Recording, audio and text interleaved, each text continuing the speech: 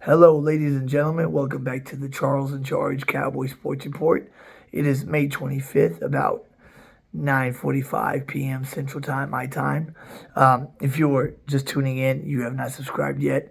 My channel is still new, up and coming. Please hit that red subscribe button. It is free. Costs you nothing. It's an investment on your part. My goal is to get to 1,000 by week 1, September 10th. When I get to 1,000, I'll be able to start putting back into the channel mic, studio equipment, a nice desktop just for this, so I can have graphics and film and all the bells and whistles and, stuff to go with it to match what I got up here to make the show even more entertaining. Yeah, so please subscribe, guys. Every video I shoot, I don't shoot one every day, because whenever I shoot one, it has substance and it has something to talk about. I just don't shoot 2 or 3 videos a day and just ramble. It's got a topic, and it's got a theme. My last video was a week ago, 6 days ago. I haven't cut one since then because I haven't had anything with substance to actually talk about, and I'm not going to waste your time. So please hit that subscribe button, hit the like button. Also, like Mike Fisher says, helps beat the algorithms, basically gets your video viewed more. I'm at 311 right now, guys. I can reach 1,000 by September 10th, week 1 at the Giants with y'all's help. But I can't do it without y'all, DC Nation. Please show some love and back a brother up. This video, I'm going to have my top 3 breakout players and why.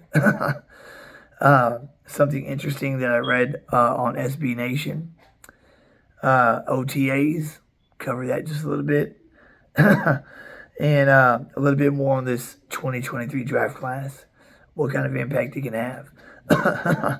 So as you all know, OTAs has begun. Getting closer to kickoff. OTAs, then training camp, then preseason. And guess everybody was so worried about number 20. Some people thinking his career might be in danger, or he might not come back the same guy. Skip Bayless, on Undisputed, saying that he'll probably lose a step. He fractured his leg in the playoff game. It was a clean break, and he sprained his ankle. He had surgery to tighten some things up. The break was clean. It healed on its own. That didn't need any surgery. And Tony Pollard was present day 1 of OTAs. Now, he wasn't running his 4.40 or nothing like that, but he was cutting and having good footwork. And he was running back number 1 in OTAs. Tony Pollard will be 100% this season. Every time we talk about the running game and the offense, everybody always mentions Pollard's coming off an injury. We gave him $10 million. Yeah, he's making $10 million this season, unless we reach a deal with him by July 21st, something like that is the deadline. But even if we don't, the $10 million's just for this season. It's not like he's making $10 million a year for the next 5 years, just this season. And if they can come to a deal before the deadline, then we can lock him up, for 4 years at $4 or $5 million a year, with probably an out after the second year. A little hoarse, I do apologize. But seeing Pollard out there in OTAs is a great sign. So by training camp and preseason and by week 1, he will be the Tony Pollard that we've all seen the last 4 years, especially the TP of last year. SB Nation had a suggestion I like.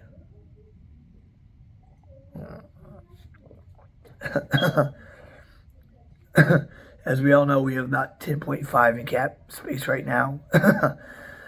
In about 6 days, we'll have another 10.5 in cap space. with Zeke's cut, giving us almost $21 million. And with this team, as talented as it is, and the roster is built and as stacked as it is, us to have $21 million still in cap room is like, whoa. Like Black Rob in the 90s. Like, whoa. I saw the Cowboys had $21 million in cap space. Like, whoa. What are they going to do with all that money? Like, whoa. That's like, whoa, for real. Because any team that is stacked on paper like we are at this point in the offseason and still has $21 million in free money, that's something that you got to jump on. It's not like, we're teeter-tottering on the edge here. We're not. And with the new TV contracts and everything, next season the cap is going to grow exponentially. We can retain CeeDee Lamb, Trayvon Diggs, and Micah Parsons. Dak Prescott will get his extension. That will free up money now and for the next few years, and then it'll be backloaded. And then when it gets to that point again, they'll deal with it again. There's always a way to do that. But in March, Ben Jones was released by Tennessee. Played center the majority of his career. Here and there, he played left guard and right guard. 11 seasons the man's played. Been pretty good. Last season, he made a Pro Bowl, even after missing 5 games. In his first 11 years, he only missed 1. Last season, he did miss 5. He had elbow surgery. He's had plenty of time to recover, but he did make the Pro Bowl last year. And is a pretty good center and could compete for left guard. I think he would be the best left guard out of Chuma Adoga, Asim Richards, Farniak, Ball, or Let's Go. Tyler Smith would be better, of course. But the idea of the Jones, having their mindset on the starting 5 of Tyron, Tyler, Ash, Martin, and Steele, I just can't go into the season with that being the starting 5, knowing at some point in the year that we're going to play musical chairs. Because what's the one and most important thing of an offensive line is continuity, time to gel. You want the same starting 5 to play all year. You don't want, 6, 7 different lineups. Jason Peters last season, he would come into a game and he would split reps with Connor McGovern. I could not understand it for the life of me. How could Tyler Smith get continuity with Jason Peters or McGovern when they're splitting time during games? When the same 5 play all preseason, all training camp, and then all season, especially late in the season, they have played together all that time, all week in practice, and they get to know what each other's going to do, so if we keep Tyler at left tackle where he needs to be, so he can develop into that all-pro that we need, he plays next to the left guard all season long, whether that be Chuma Adoga, Dalton Reisner, or Ben Jones. After so long of playing next to him, and only him, he'll know what that player is going to do.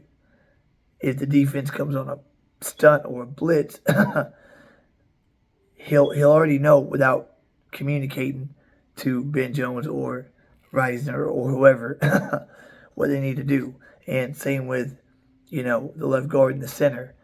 Left guard already know what the center will do. Dash, knows what Zach Martin's going to do. They've been playing next to each other for a long time. That's why the right side of the line with Martin and Steele was so damn good last season. Did y'all notice the right side of the offensive line last season was stronger than the left side? Because Tyler Beadash, Zach Martin, Terrence Steele, up until Steele got injured, played all season together, all training camp, preseason reps, all practice, all season. So Terrence Steele and Zach Martin knew exactly what each other were going to do. They had unspoken language.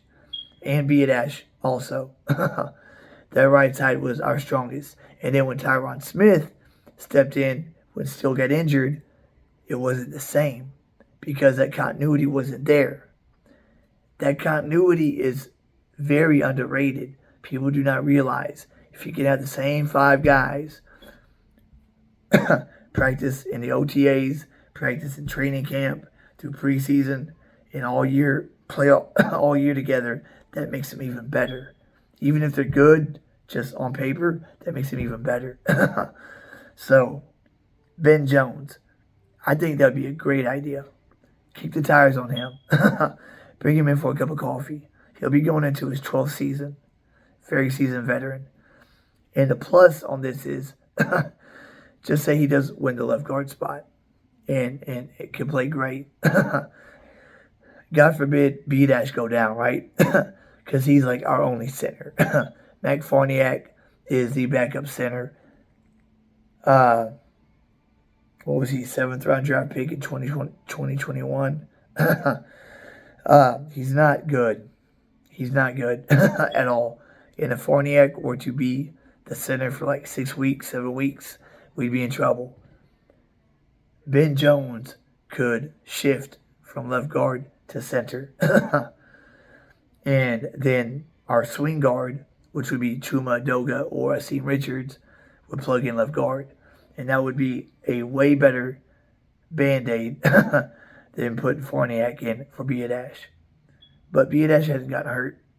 Knock on glass here, but knock on wood. His first 3 seasons. But Ben Jones might be an interesting, guy to look at. The Cowboys front office and offensive line coach cannot be so ignorant to think that the starting 5 of 77, 73, 63, 70, 78 will last all season because Tyron Smith, his body just doesn't have it anymore. He is not a full-time starter that can play all year. That's why they redid his contract. His base salary is like, $5 million opposed to $17 million, and the rest is all incentive-based. So if he becomes a swing tackle, that's not bad because you're not paying him $17 million to be a swing tackle. You're paying him $5 million. And that's, you want to talk about depth? That's as good as depth as you could get Tyron Smith as your swing tackle. And I got a feeling in season 2, Tyler already had his breakout year last year as a rookie.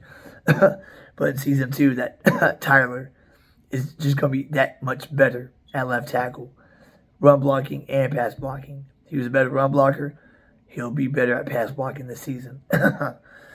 So, kick the tires on Ben Jones. Or, if, that doesn't look appetizing, go get Dalton Reisner, like I said.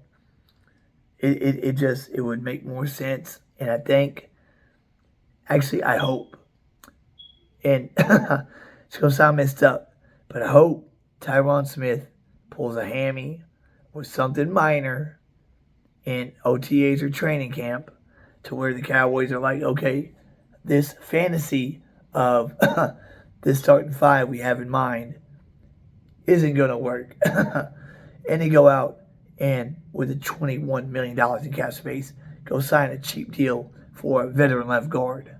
That'll solidify our offense.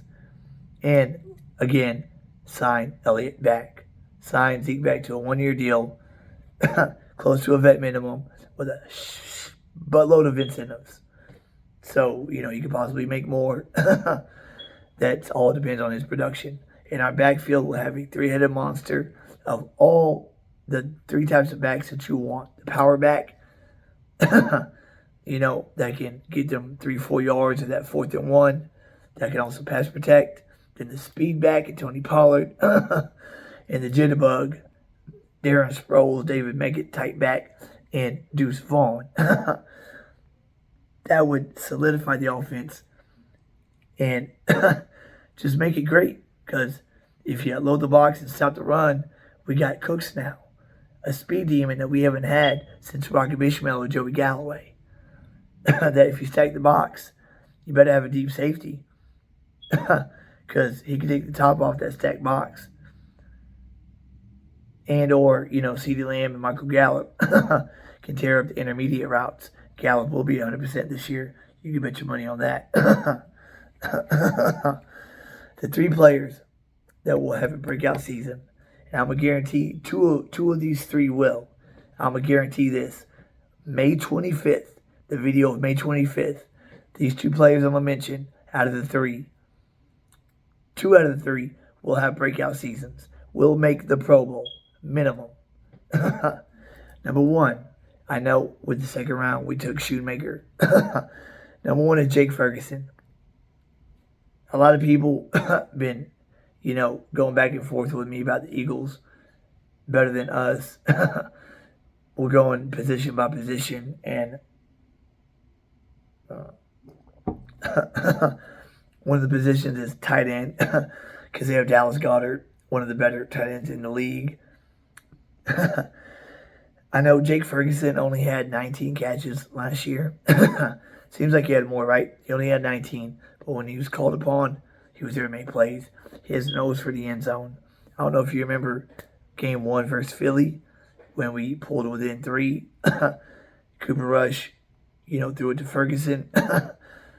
Ferguson just, came out with a quick little out route from a 3-point stance. He knew the linebacker. He knew exactly where the defender was behind him. So when he catches the ball, he stops, makes the defender miss, makes another guy miss, and gets it to the end zone. And then later in the season, we see him hurdle a guy when he could have just trucked him. He's a good blocking tight end. That's what they did at Wisconsin. But he showed what a monster he could be in the receiving game.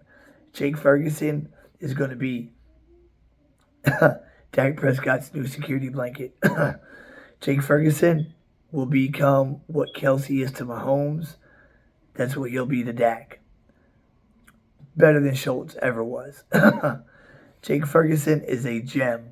He was a steal, and everybody can see it. Even Travis Kelsey can see it. Watch out. Jake Ferguson is going to light up some eyes this season. And Shoemaker will be tight end number 2. And the legend of Hendershot, most likely 3. Or who knows, Shoemaker might be 3. He'll be more of a blocking tight end, intermediate pass catcher. But Jake Ferguson is going to be the tight end to fear. Number 2 will be Damone Clark, as he stepped in last year, coming off injury, played great. He didn't have an off season. Last off season, he was rehabbing, and they didn't think he'd play. He played, and he played better than anybody thought that he would. Now this off season, he actually gets to participate, work out, practice, get better. Apologize for my Tourette's. I kept saying that Phillies, Nakobe Dean in the 3rd round out of Georgia was not that big of a steal. That Damone Clark in the 5th round was a much, much bigger steal. Much bigger. Nakobe Dean was surrounded by 1st-round draft picks on the Georgia defense. All 4 of the defensive linemen went in the 1st round. The 2 linebackers on each side of them went in the 1st round. And I believe one of the corners also went in round 1. So when you're a middle linebacker and you got 4 NFL defensive linemen in front of you and 2 NFL linebackers on each side of you, of course, being a middle linebacker, it's gonna make you look better. Of course it is. That's why Ray Lewis was so great in that 2000 Ravens defense, because of that front four they had of Michael McCrary and then the two defensive tackles of Sam Adams and Tony Siragusa. Those were two nose tackle, one technique guys. Two of them. Back, I mean, those guys clogged the middle every play, and I cannot remember who the other defensive end was. But no lineman was getting to the second level, and Ray Lewis and Jamie Sharper and Peter Boulware could just run free, sideline to sideline. That's why Ray Lewis had that incredible season and was the leader of that defense in 2000. Because he had it easy, baby. He didn't have guards and tackles coming up to block him. Never. Not with that good of a front. Damone Clark probably makes a Pro Bowl this year.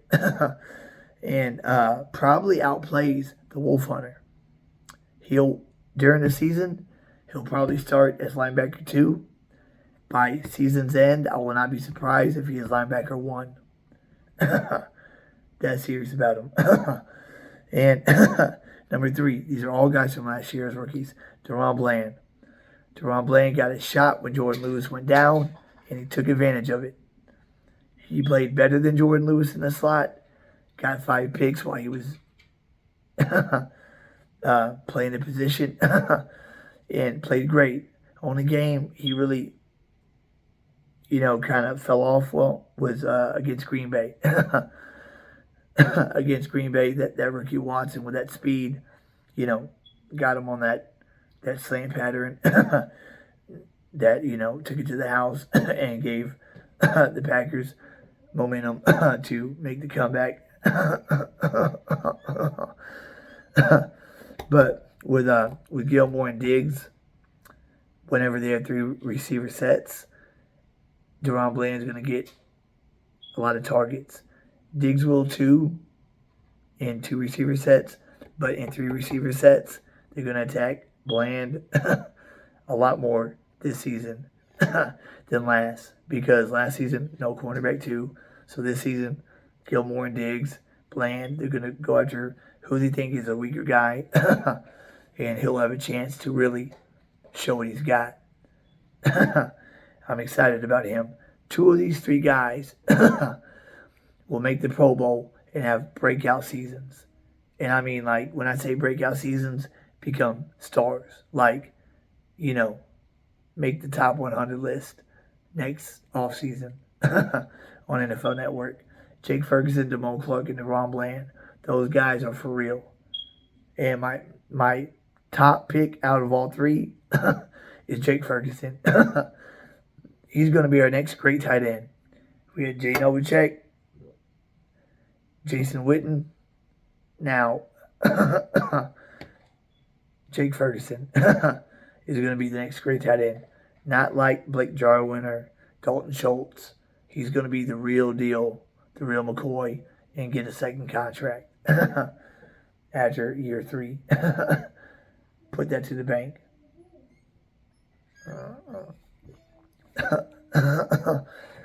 And the rookie class. Our rookie class of 2021. Just go back 2 years.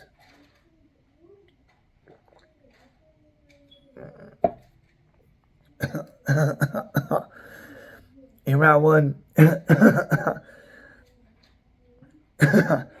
everybody wanted Patrick Surtain. I think we were pick number 12, right? And at pick 11, Denver takes Patrick Surtain right before our pick. Oh man, I remember I was so sick because I was like, man, Surtain, that's our guy, man. He's gonna be our lockdown. Him paired with Diggs. Diggs had a good rookie season. We get Patrick Surtain, man. We are set at corner for the next 12 years. And my soul had been stripped from me when Denver, with pick 11, the Denver Broncos select Patrick Surtain Jr. After watching his dad play for so many years, I knew the kid would be a baller. And he is. He made the top 25 under 25. But then the next pick, we picked Micah Parsons, and I'm like, who the hell is this? Micah Parsons, he didn't even play college football the previous season. So we're drafting a guy with the 12th overall pick who's been a year removed from the game. What are we thinking? And he turns out to be a freaking monster his rookie season. 3rd round pick, Oscar Digizua, was an impact player off the jump. Chauncey Golston, in the 3rd round that season, was an impact player off the jump. Quentin Bohanna was a decent rotational defensive tackle his rookie season. And Izzy Akwamu was a pretty good free safety in the rotation, for safeties that year. We had 1, 2, 3, 4, 5. We had 5 rookies that made impacts in 2021. Parsons, major impact, of course. Osa, a pretty big impact. Golston, a big impact. And Bohanna and Izzy, were good in the rotation. And then 2022, last year, Tyler, 1st round pick, left guard, all training camp, all off season, all preseason games. He's at left guard. In a week before Tampa, hey, you gotta go to left tackle, and he does it like a pro. Sam Williams, 2nd round pick, kid played well. I mean, we drafted him to replace Gregory. He's bigger, quicker, and faster, and he looks like he's better than Gregory. Had a great year as a rookie. Impact. 4th round pick, Jake Ferguson, impact as a tight end. He had a great impact last year as tight end 2 and was tight end 1 whenever Schultz was hurt. And then Deron Bland and Damone Clark, both players became starters and impact players on the back half of the season. Bland got his opportunity due to injury, and Clark came back from injury sooner than expected. But 5 guys out of that rookie class made big impacts. All 5 big impacts. 2021, 3 made big impacts, 2 made, little ones. In a typical draft class, you're happy if 2 of your rookies make impacts their first season. We had 5, 2021. Well, you can say 3 and a soft 5. And last season we had a hard 5. 5 guys that really hit the ground running. This season, I predict 5 of our rookies that we drafted will be impact players off the cuff. And mark my words on this. Our 1st and our 4th round picks, Mozzie Smith and Valemi Fehoko Jr., who is Fehoko, who at the combine was 270, is at 280 now, 280, 285. And he says he's going to put on 5 or 10 more pounds, getting close to 300, and he plays defensive end. They're both going to be impact players. Mozzie Smith is going to change this defense playing on the interior. And Valemi Fehoko, as he plays on the edge,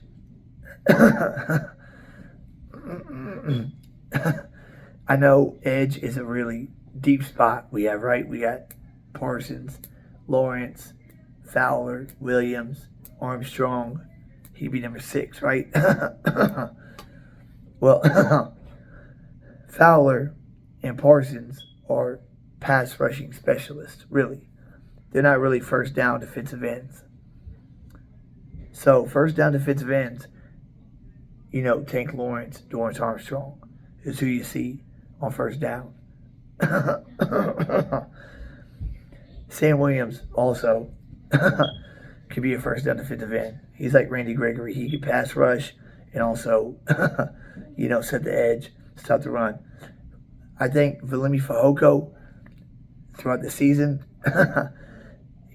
he'll play inside and out, but at defensive end, I think on first down, he's going to solidify his position at D end on first down as a run-stopping defensive end. As Tank Lawrence is one of the best run-stopping defensive ends out there right now. He can still get after the passer, but he is a great run stopper. Tank Lawrence is all-around DE. Fehoko can have the same kind of effect. But right now, as a rookie, I think he's going to be more of a run stopper than a pass rusher.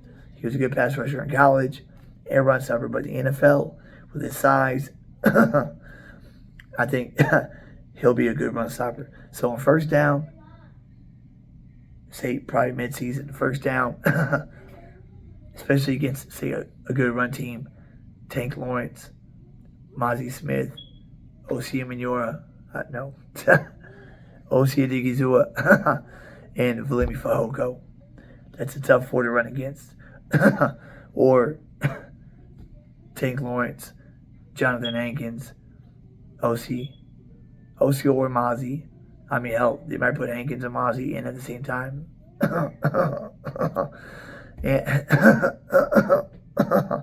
And Fehoko. That is a big defensive line right there. A big front four to run against on first down.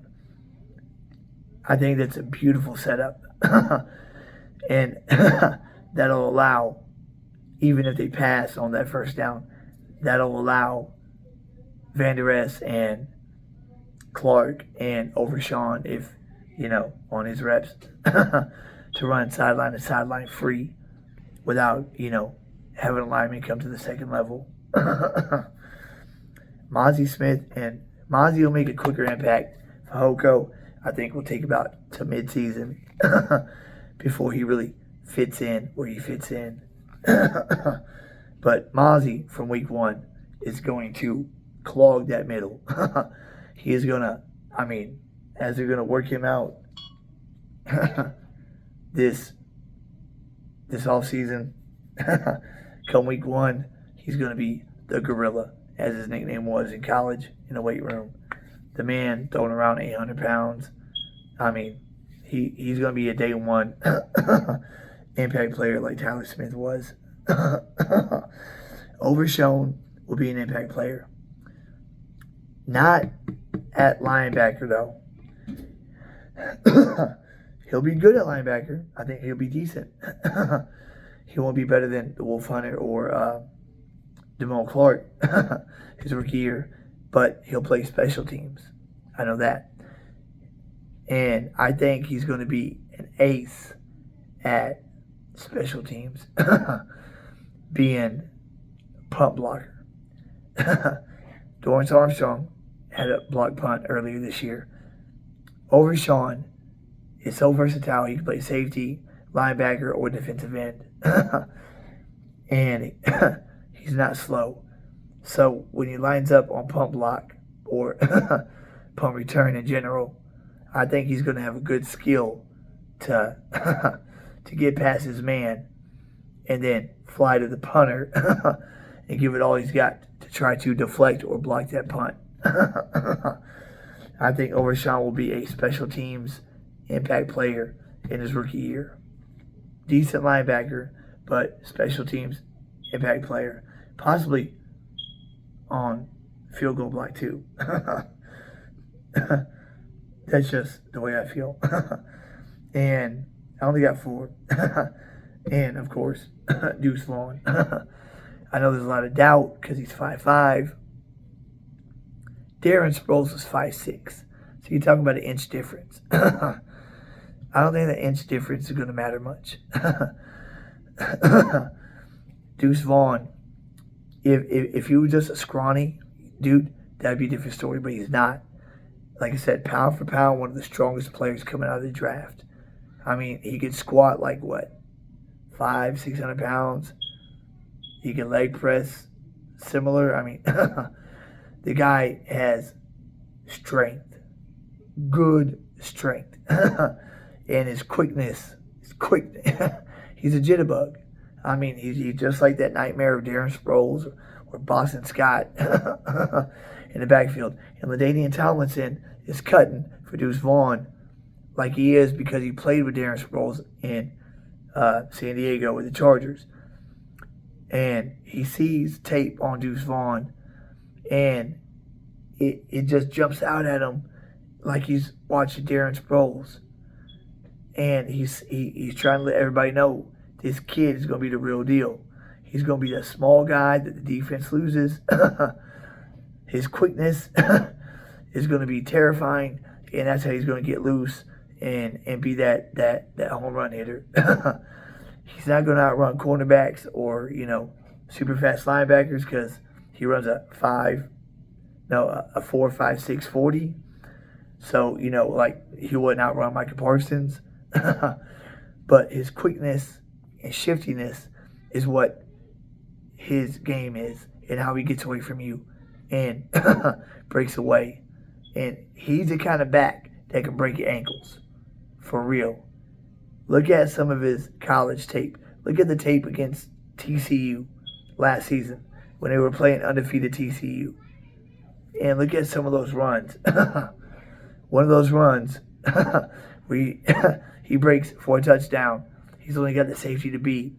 And he puts a move on the safety, and the safety literally breaks his ankles trying to adjust to Deuce Vaughn's juke and just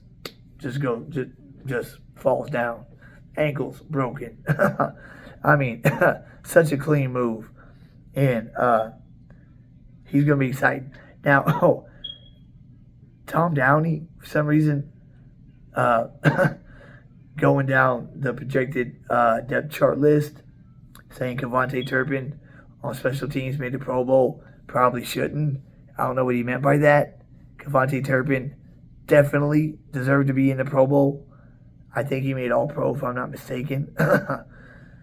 In preseason, he had those 2 returns against San Diego in the first half, a punt and a kickoff.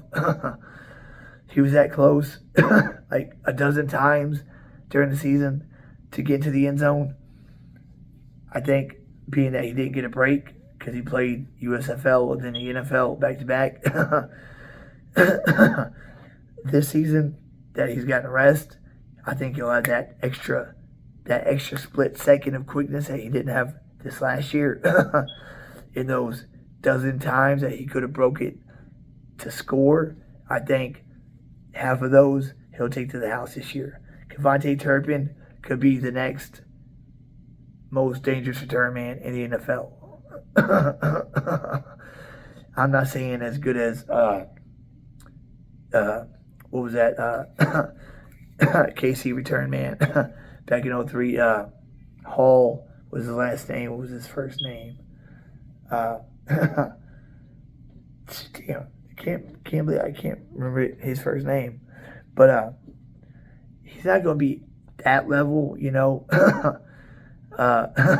or like the Bears return man. How the hell am I forgetting these names? He's not going to be at that record-breaking level, but I think he could be a good as return man as Prime was. Prime time was an excellent return man. He was the best cornerback to ever play, but he was a great return guy. I think Kevontae Turpin could be our most dangerous punt returner since Deion Sanders. Putting that in stone. He could be our most dangerous punt returner since Prime.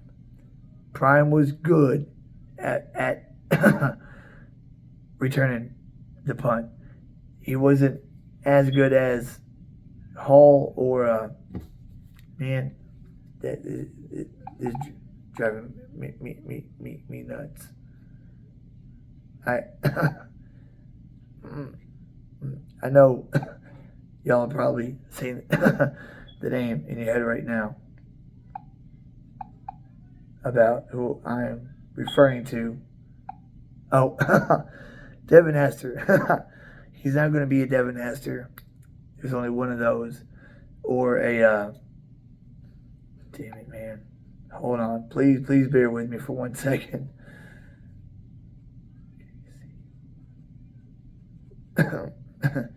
Casey, return me in Hall.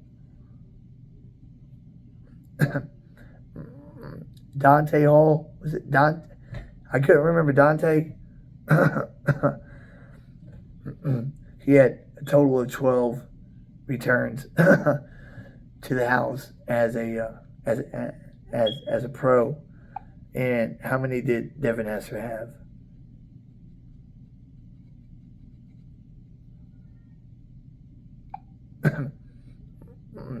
Devin Hester had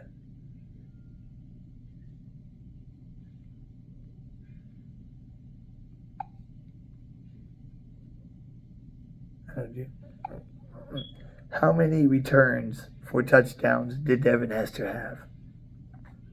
20 according to some information I found on Wikipedia. 20. So Devin Hester with punt returns, kick returns, and that one field goal block return. Well, it wasn't a block. It was just short field goal. 20 returns. Cavante Turpin ain't going to be at that level, but he could be at the prime level. Deion Sanders level. We hadn't had a return man like that. What, 99 was last time he played for us. So we're going 09, 19, 24 years. 24 years since we've had a return man as good as Cavante Turpin. Lucky Whitehead was these return guys we've had in the past, but they weren't like Cavante. 5'7", speed demon, jitterbug. He's going to stay where he's at. Deuce Vaughn is not going to take the punt return away from him. Maybe, he could be kick return number 2, on the other side of Turpin. I wouldn't mind that because you got 2 back there anyway. I don't want to see Trevon Diggs back there returning kicks because on the depth chart he's there. Or Tony Pollard is on the depth chart as punt returner. You don't have your start running back as punt returner. It's foolish. Cavante Turpin, that's a good hole. He's going to stay in it. And still, kicker, Viscanto, whatever, is the only kicker on the roster still. Nobody is talking about Brett Maher. I know we got Robbie Gould out there as a free agent, Mason Crosby as a free agent, Ryan Suckup as a free agent. Brett Maher was great last year. He had one freak-out game at Tampa Bay. He missed 4 extra points in a row. I know, I remember. But if you remember the following week at San Fran, after the first extra point was blocked, he had 2 field goals, one 30-plus, one 40-plus. He made them both. He had a bad game at Tampa. A freak-out game. Shit happens. Everybody has a bad game. I saw Peyton Manning throw 6 picks in a game one time. Peyton Manning, the sheriff, had a 6-interception game. People have bad games sometimes. And when we're talking about who's going to be the new kicker, I have not heard Brett Maher's name mentioned once. Why is that? From 2018, from last year, his second Call of Duty, his second tour in the Star, he was great. He was magnificent. And his accuracy improved tenfold. And he's got the biggest leg of anybody in the NFL besides Justin Tucker, who's got just as big of a leg as Tucker nailed a 66-yarder a couple years ago. Look at these stats from Maher last year.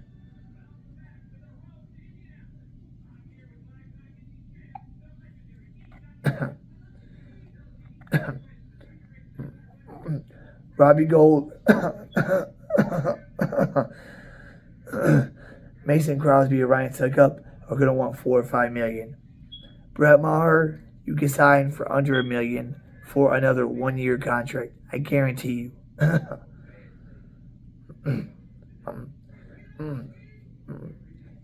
Why spend $4 or $5 million on one of those 3 guys when you got this cat right here. God, my wife's phone is so damn slow. So last season, from kicks of 20 to 29 yards, he was perfect.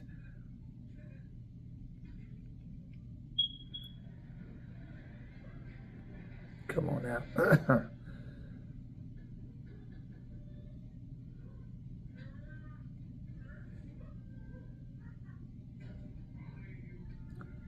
Okay. So, Brett Maher's stats. Last year, kicks from 20 to 29 yards, 9 for 9. Kicks of 30 to 39 yards, 5 for 5. Kicks 40 to 49 yards, 6 of 7. Here's the big one. Kicks of 50 to 59 yards, 8 of 10. It's pretty damn good. It's 80%. Kicks of 60 plus, 1 for 1. So, he was 29 of 32. Out of 32 field goals, he missed 3. 2 of them were 50 plus. 1 of them was 40 plus. His pitcher was 90.6.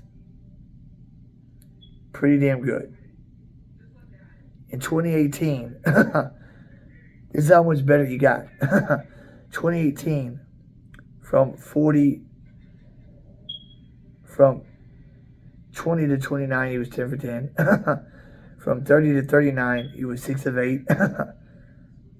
Where he was 5 for 5 last year. In 2018, from 40 to 49, he was 7 of 11. Last year, 6 of 7. 50 to 59, he was 5 of 6. That's his, his go-to is the long ones. 8 of 10 last year. And 60 plus, he was 1 and 1. In 2018, out of 36 attempts, he made 29. He made 29 out of 32 this season.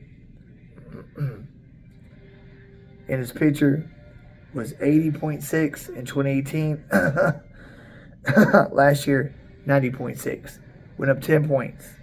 He got a lot better. Go re-sign Brett Maher. Show him that you have faith in him. That gives him a psychological edge of feeling confident. Confidence is all a kicker needs, especially a guy with his leg. So, just a quick rundown. OTAs have started. Tony Pollard's out there already practicing. It's May. We got June, July, August, and then September. By week 1, he's going to be 100%. By preseason, he's going to be 100%. Tony Pollard is not a worry. He's not a liability. He will be the Tony Pollard of last year, this year. And everybody was out there. Gilmore, Cooks, Gallup. Gallup was looking good in OTAs. He was coming off his cuts, coming out of his breaks, looking like the Michael Gallup of 2019 and 2020 and 2021. Gallup will be 100% this season. Second year coming off the tear is when a receiver typically gets right, unless you're just a freak of nature, like Adrian Peterson or somebody like that. So with Gallup coming back at 100% and CeeDee Lamb still climbing and ascending as an alpha male number 1, he'll have a better year this year than last year, or be more impactful. Maybe because there's so many, stars on the team, he might not get as many balls, but he'll be more effective this season, and he'll just be getting better. I mean, his ceiling is the sky. CeeDee Lamb could wind up being the best receiver in the league if he keeps growing at the rate that he's growing. And then adding Brandon Cooks in the situation, perfect. I know Lamb, Gallup, and Amari Cooper were a great trio. And Cooper was, one of the best route runners in the league. Always got separation. But Cooks gives us something that we have not had since Rocky Bishop and Joey Galloway, and as somebody with top end speed. So, and he's been a number one everywhere he's went. 6,000 yard seasons out of 9, 5 quarterbacks, 1,000 yards, 5 quarterbacks. One of them, a rookie, Davis Mills. I know you say, well, it was Drew Brees, Peyton Manning, and it was Jared Goff in the Sean McVay system, and then it was Deshaun Watson. I get all that, but Davis Mills and the sorry Texans in 2021, he still gets over 1,000. That means the man can play football. That means he can play receiver really well. So now having that top-notch speed to take the top off the defense adds an element to our offense that we haven't had. And when was the last time Galloway played for us? 03? He got traded in 04 for Keyshawn. So it's been 20 years since we've had a receiver with that kind of speed. It's been 23 years since we've had a punt returner with this type of skill set. So, in 6 days, when this 10.5 becomes available and we got $21 million in cap space, I would not be surprised if the Cowboys make a move, any move. I mean, with that, like Mark Holmes said earlier, if there was any time for Jerry to push the chips in the middle of the table, push all your chips in, it would be now. And like he said too, I agree 100%. Doing that would not be mortgaging the future. It would not. That's the beauty of it. We can push all the chips in the center of the table right now, and we would not be mortgaging the future like the Rams did. That's the beauty of it. Our team is so young and talented, and we draft so well. We still have all of our draft picks.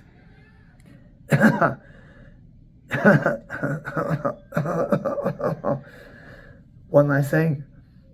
I wouldn't be mad if we didn't sign Dalton Reisner or Ben Jones, and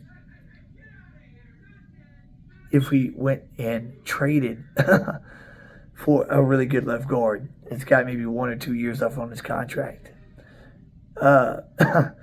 Quentin Nelson probably, coach probably won't let him go, being that they got a rookie quarterback that they want to keep upright.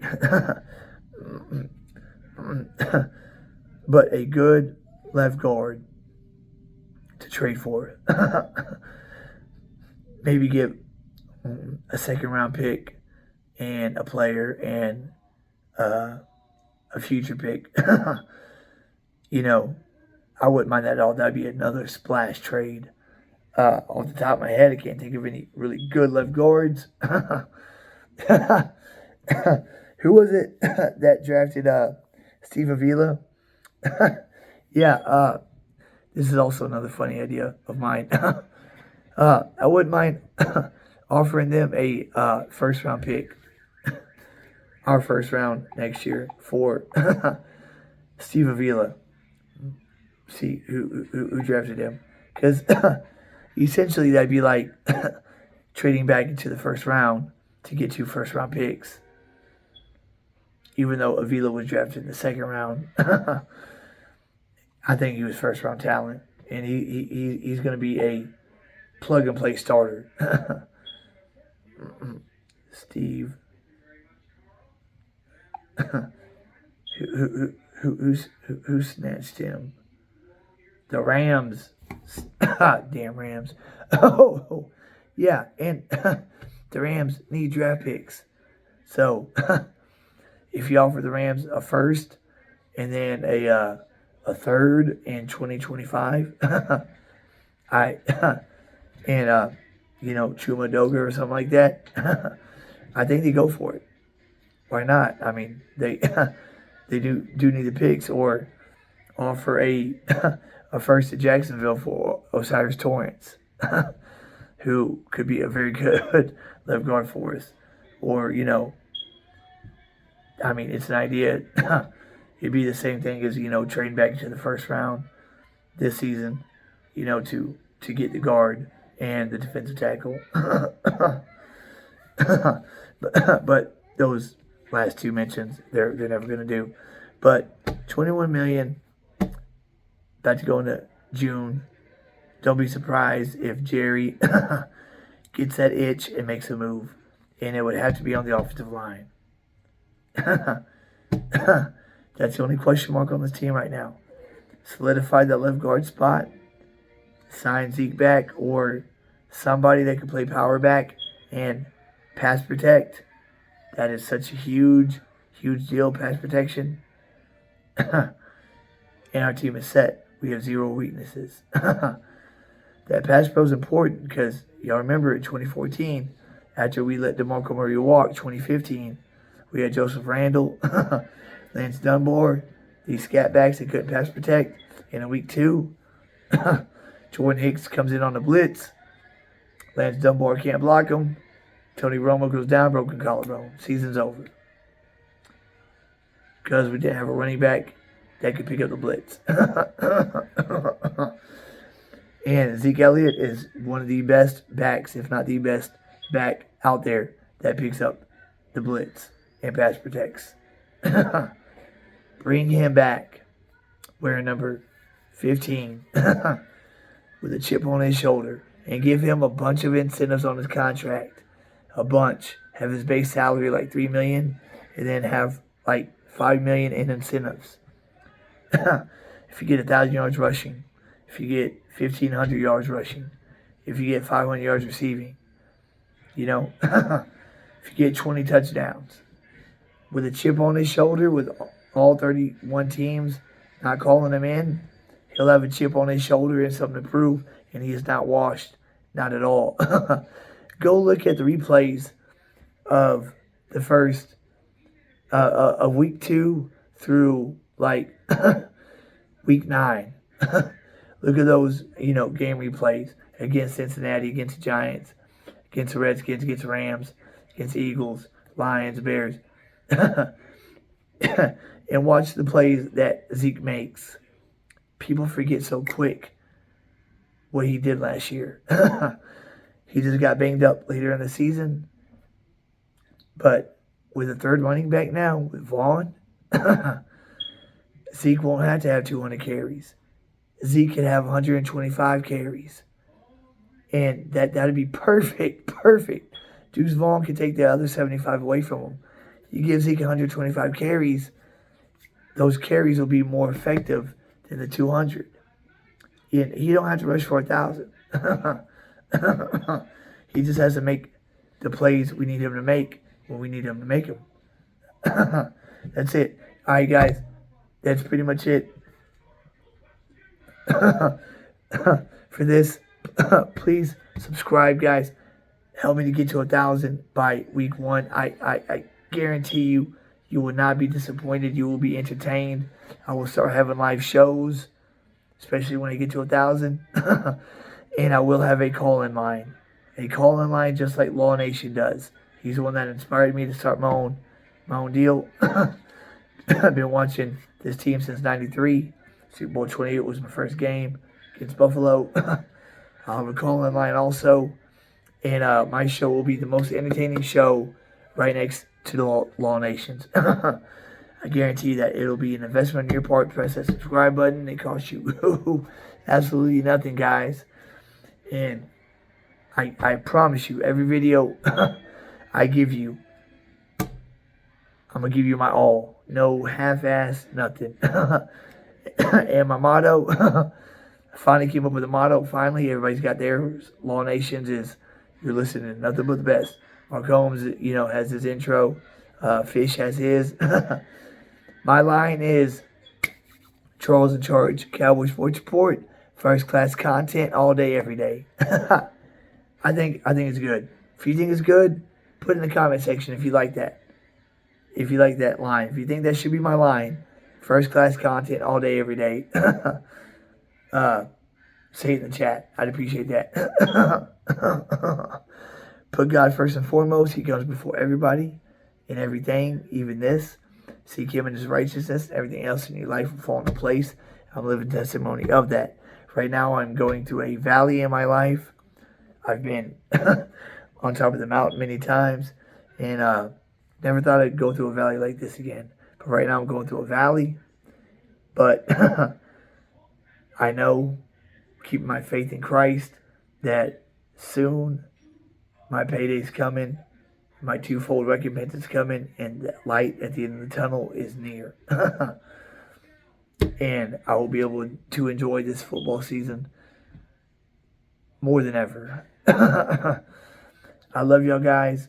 Cowboy Nation, have a good weekend. Have a good Memorial Day weekend. Y'all be safe. Don't do nothing reckless. I love every one of y'all guys. Cowboy Nation, know it or not, we are a family. We are a brotherhood and sisterhood united by the blood that we bleed that is blue and silver. We all have the star pumping in our chest. So please show your love and support. Subscribe. If there's any constructive criticism that you want to give me, I'm open to that. I welcome that, being that the channel's still new. Put that in the chat, guys. And if you watch this all the way to the end, you the real deal, and I appreciate it. So, went over OTAs a little bit, went over SB Nation's little deal, my top 3 breakout players of next year, and the 4 guys of this rookie draft class who will be instant impact players this season. That's